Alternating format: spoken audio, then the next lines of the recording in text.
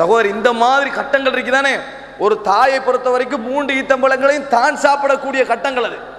அவ்வளவு பசி, அந்த மாதிரி கட்டங்கள். இந்த ஈத்தம்பழத்தை வாயில போடக்கூடாது. அந்த குழந்தைகள் 2 ஈத்தம்பழத்தை அவசரமா சாப்பிட்டுட்டு தாயிட கைலிக்கிறத பார்க்குது. அந்த தாய் பார புள்ளைகளுக்கு பசி, அந்த 2ஐயும் பிச்சு அந்த 2 குழந்தைகளையும் கொடுத்துட்டு வேற எதுவும் கேட்கல, போயிட்டான். என்ன செஞ்சிட்டாங்க? அந்த இடத்துல இருந்து போயிட்டாங்க. ஆயிஷா ரலியல்லாஹு அன்ஹா அவங்களும் வறுமையில் இருக்கிறவங்க, கஷ்டப்படுறவங்க. அவங்களோட உள்ளத்துல இது மனசுல அப்படியே நெருடலா பதியுது. ரசூல் ஸல்லல்லாஹு அலைஹி வஸல்லம் அவர்கள் வருகிறார்கள். இப்படி நடந்த சம்பவத்தை சொல்கிறார்கள். நடந்த சம்பவத்தை சொன்ன உடனே ரசூலுல்லாஹி ஸல்லல்லாஹு அலைஹி வஸல்லம் சொல்கிறார்கள், என்ன ஆச்சரியம் அதுல என்ன ஆச்சரியம்? அல்லாஹ் லக்கத் ரஹிமஹா ரப்புஹா பிரஹ்மதிஹா இய்யாஹுமா வ வஜபத் லஹல் ஜன்னah. ரசூலுல்லாஹ் சொன்னாங்க, அப்படி தெரியுமா, அந்த 2 பிள்ளைக்கும் இந்த தாய் காட்டி இரக்கத்தால் அல்லாஹ் அந்த பெண் மீது இரக்கம் காட்டி சொர்க்கத்தை அந்த பெண்ணுக்கு வாஜிபாக்கி விட்டார்னு சொன்னாங்க. அல்லாஹ் தஆலா சொர்க்கத்தை அந்த பெண்ணுக்கு வாஜிபாக்கி விட்டான். சகோதரர்களே, ஒரு ஈச்ச பழத்தை மறுபடி 2ஆ பிச்சு கொடுத்து அல்லாஹ் சொர்க்கத்தை வாஜிபாக்குறான்டா, அந்த சோதனையுடைய அந்த வீரியம் எப்படி இருக்கும்?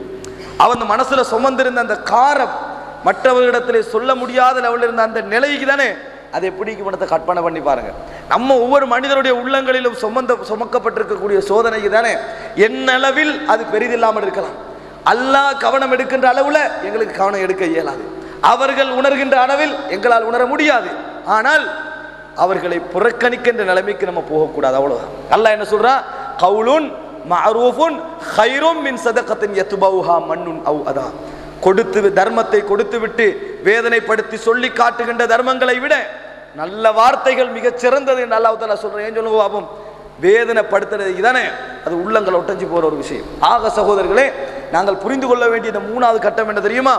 உலகத்துல சோதனைகள் பல விதத்துல வரும், பல கோணத்துல வரும், நினைக்க முடியாத அமைப்புகள்லாம் வரும்.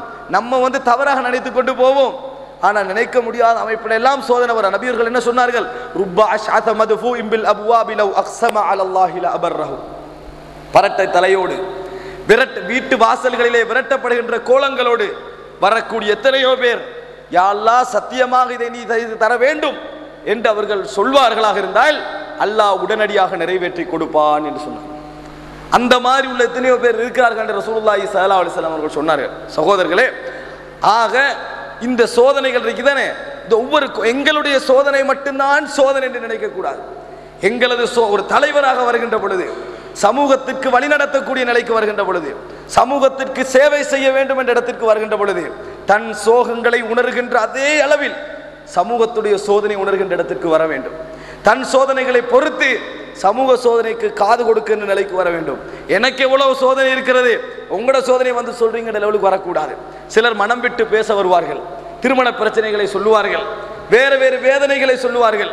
நம்மளால் தீர்க்க முடியாமல் இருக்கும். ஆனால் ஆறுதல் வார்த்தைகளில் கஞ்சத்தனம் காட்டிவிடக்கூடாது. ஆறுதல் வார்த்தைகள் நிறைய கேட்க வேண்டும், கொஞ்சம் அவர்களோடு பேச வேண்டும். இந்த மாதிரி சகோதரர்களே நினைத்து பார்க்க வேண்டும்.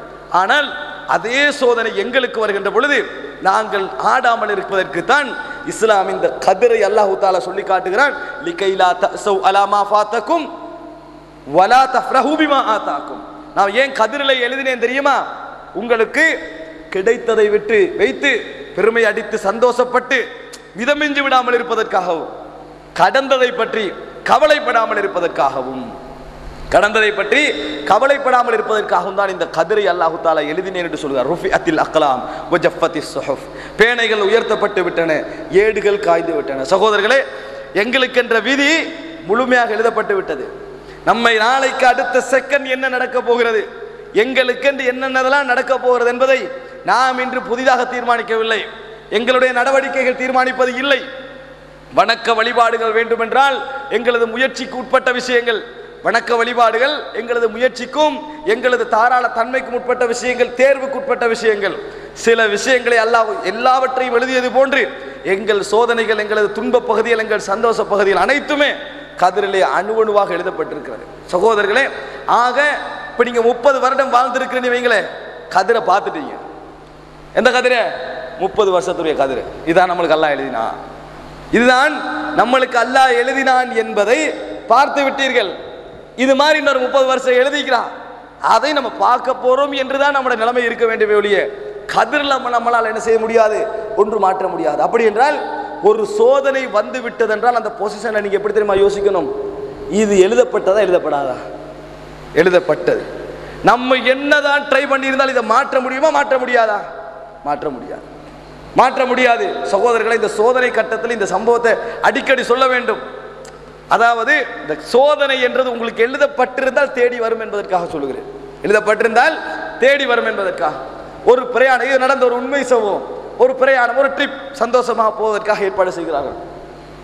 அப்ப எல்லாரும் நேரத்தோடய டிக்கெட் எல்லாம் போட்டுறணும். 300 ரூபா 400 ரூபா போட்டுறணும். எல்லாரும் போட்டாச்சு. எல்லாம் போட்டு முடிஞ்சு வேனெல்லாம் புக் ஆயின்னு ஒரு ஆள் வராரு. நம்மளும் வரணும். ஏலாது, ஃபுல் க்ரௌட், இதுக்கு போக ஏலான்றாரு. பல்லமுறை கொஞ்சம் என்னையே கூட்டிட்டு போயாங்க, நானும் வரணும் அப்படியெல்லாம் சொல்றாரு. ஏலாது. பல்லமுறை சொன்ன பின்னால் சொல்றேன், எதுக்கு நாளைக்கு சுபுக்கு வந்து பாருங்க, யாரா மிஸ் ஆயினா உங்களை கூட்டு போறேன், ஆனால் சாத்தியம் இல்லை அப்படின்றார். இவருடைய ஆர்வம் அட்டர் நாள் சுபுக்கு வர நேரத்தோட 12 பேர் வைங்க, 13 பேர் வைங்க, 12 பேர் வந்தாச்சு. பார்த்து வைக்கிறாரு. அந்த 13 நபர் அரை மணித்தியால, 1 மணித்தியால, 1.5 மணித்தியால வரல. இதுக்கு போற பார்க்க இயலாது. சரி, அப்ப நீங்க ஏறுங்கன்னு அவரை ஏத்துறாங்க. இந்த வாகனம் போய் விழுந்து டேமேஜ் ஆகி பல உயிர்கள் காணாம போகுது. அதுல இவரும் ஒருவர். யாரு? இந்த 13வது ஏறினார், இவரும் ஒருவர். இப்ப நீ கற்பனை பண்ணி பாருங்க, தன் மரணத்தை எவ்வளவு முயற்சி தேடுகிறாரு. தனது மரணத்தை எவ்வளவு முயற்சி செஞ்சுக்கிறாரு. அல்லாஹ் அவருக்கு ஒரு இடத்துல மரணத்தை எழுதிக்கிறான். தண்ட மரணத்தை தான் தேடுறாரு. ஆனா கதிருக்கும் அவருக்கு இடையில ஒரு திரை இருக்குது. இங்கெல்லாம் மௌத்த அல்லாஹ் எழுதிக்கிறான். அது அவருக்கு தெரியாது. அதுக்கு தான் அவர் ட்ரை பண்றாரு. அதுக்கு தான் அவர் என்ன செய்யறாரு? ட்ரை பண்றாரு. ஆனா அவருக்கு எப்படி விளங்குது? அது நல்லது, அது நல்லது. அல்லாஹ் தஆலா என்ன சொல்றார்? அஸான் துஹிப்பு ஷையன் வ ஹுவ ஷர்ருல் லகும். நீங்க அதாவது நிறைய விரும்புவீங்க, அது உங்களுக்கு தீங்காக இருக்கலாம். சிலதை வெறுப்பீர்கள், அது உங்களுக்கு நலவாக இருக்கலாம். அதே நேரத்தில் இவர் தானே, இவர் நேரத்தோட இவர் போகும். அந்த மௌத்து கேள்விப்பட வரைக்கும் எப்படி இருப்பாரு? கொஞ்சம் பேசிட்டு போறதானே, கொஞ்சம் அரை மணி நேரம் வெயிட் பண்றது தானே, அப்படியெல்லாம் சொல்லிப்பாரு. ஆனால் இந்த மௌத்து முடிஞ்சுட்டேன், இவர் நினைக்க கூடாது என்னது, நல்ல காலம் தப்பினேன். உனக்கு தானே யாரு? இந்த இவர் இருக்கிறார் தானே, நல்ல காலம் நம்ம போகாம இருந்தது. இவரா போகாம இருந்தது? இவர் யோசிச்சாரா? அதை பத்தி பிளான் பண்ணினாரா? திட்டம் போட்டாரா? தானாக நடந்தது. அவரு போகணும் பிடிவாதம் பிடிச்சாரு. ஆனா அவருக்கு அது தெரியுமா? தெரியாது. அப்ப அவர் கிடைச்சோன்னு எதை சொல்லக்கூடாது? தேவையில்லாம வந்துட்டேன்னு சொல்லக்கூடாது. இவர் தப்பினத்தால நான் தப்பிட்டேன்னு என்ன செய்யக்கூடாது? நினைக்க கூடாது. சகோதரர்களே, இது என்ன தெரியுமா? விதி. சிலதுகிற நல்லது நினைச்சு நம்ம போவோம். இதை உள்ளத்துல உருவாக்கிக்கொள்ளணும். இதை மாத்த இயலாது. அல்லாஹ் ரப்புல் ஆலமீன் கதிரில தான் எங்களை நடக்க வச்சுக்கிறான். எங்களை கதிரிலே தான் நடக்க வைத்திருக்கிறான். ஒரு காலமும் அதுல எந்த மாற்றத்தையும் எங்களுக்கு செய்துவிட முடியாது. உஹது யுத்தத்தில் பாதி படைஞ்சு வேதனைகளோட திரும்பிட்டு வராங்க. வேதனைகளோட திரும்பி வந்து கொண்டிருக்கிறார்கள். அந்த நேரத்தில் ஒருத்தர் வாரார், ஒரு செய்தியை கொண்டு வந்து சேர்க்கிறாரு. இன்னன்னாஸ கத் ஜமஉ லகும் ஃபக்ஷவுஹும். எப்படி இருக்கும் தெரியுமா அந்த நிமிஷம்? அதாவது வேதனைகளோட, நொந்தல்களோட, மரணங்களோட அப்படி போய் கிடைக்கிற நேரம் என்ன சொல்றாங்க தெரியுமா? மக்கள் எல்லாம் ஒன்று திரண்டு விட்டார்கள். மறுபடி உங்களுக்கு எதிராக யுத்தம் செய்வதற்கு ஏழாது. இப்ப ஆயுதங்களே இல்லை. என்ன செய்றீங்க? கவனமா இருங்கன்றாங்க. இப்ப இந்த நிமிஷத்துல வராங்களா? பேச்சுவார்த்தையோட முடிச்சிருவோம், அப்படிதான் நினைவு வரும். அல்லாஹ் தஆலா சொல்றான், அப்படி சொன்னவுடன் ஃபக்ஷவுஹும் ஃபஸாதஹும் ஈமானா. சொன்ன உடனே அவர்களுடைய உள்ளங்களில் ஈமானை அது அதிகப்படுத்தியது. அது ஈமானை அதிகப்படுத்தி வகாலு ஹஸ்புனல்லாஹு வ நிஅமல் வகீல். என்ன சொன்னார்கள் தெரியுமா? எங்களுக்கு அல்லாஹ் போதுமானவன், பொறுப்பு சாட்டுகின்றவர்கள் அல்லாஹ் மிகச் சிறந்தவன். போனாங்க இடத்துக்கு, வணங்கிட்டா திருப்பி போனாங்க அந்த இடத்துக்கு. அல்லாஹ் தஆலா சொல்ற ஃபன்கலபு பினிஅமத்தில்லாஹி, அதாவது அல்லாஹ்வுடைய அருளின் மூலமும் அல்லாஹ்வுடைய அந்த கொடையின் மூலமும் எந்த தீங்கும் வராமல் அவர்கள் திரும்பி வந்தார்கள். இங்க தீங்கும் வராமல் அவர்கள் திரும்பி வந்தார்கள். இந்த தைரியம் இருக்க வேண்டும் சகோதரர்களே, இந்த நம்பிக்கை இருக்க வேண்டும். நல்லதா அல்லாஹ் எங்களுக்கு நல்ல முடிவை தருவான் நம்பிக்கையோடு இறங்க வேண்டும். தீங்கும் வரலாம், கெட்டதா அது எங்களுக்கு வேண்டாம், அதில் நலவும் இருக்கலாம். இதுதான் எங்களோட ஒரு மூமினுடைய நம்பிக்கையாக இருக்கும். இது இருந்தால் சோதனைகள் நிலைப்போம். சோதனையில மற்றவங்களோட முகம் சுளிக்க மாட்டோம். சோதனைகள் என்ற சோதனை அவன் கேட்கவில்லைன்னு கவலைப்பட மாட்டோம். என்ற சோதனை அவன் தீர்க்கவில்லைன்னு யோசிக்க மாட்டோம். கவலையே இல்லாம இருப்போம். கவலை மனசுக்குள்ள வரும், வேதனை வரும், அழுவோம். ஆனால் மற்றவர்களோடு எப்பொழுதும் வாழுகின்ற வாழ்க்கை வாழுவோம். மற்றவர்களோடு எப்பொழுதும் வைத்திருக்கின்ற புன்னகைப்போம். மற்றவர்களோடு எப்பொழுதும் வைத்திருக்கின்ற உறவு இருக்கும். எங்களது சோதனை, கவலை, கண்ணீர் எல்லாம் இயல்பான ஒரு வட்டமாக இருக்கும். அப்படி இருந்தால் ஒரு நிம்மதி அல்லாஹ் இந்த உள்ளத்திலே போடுவான், ஒரு ஒளியை போடுவான். அது மனிதன ஈமானிய அனுபவங்களும்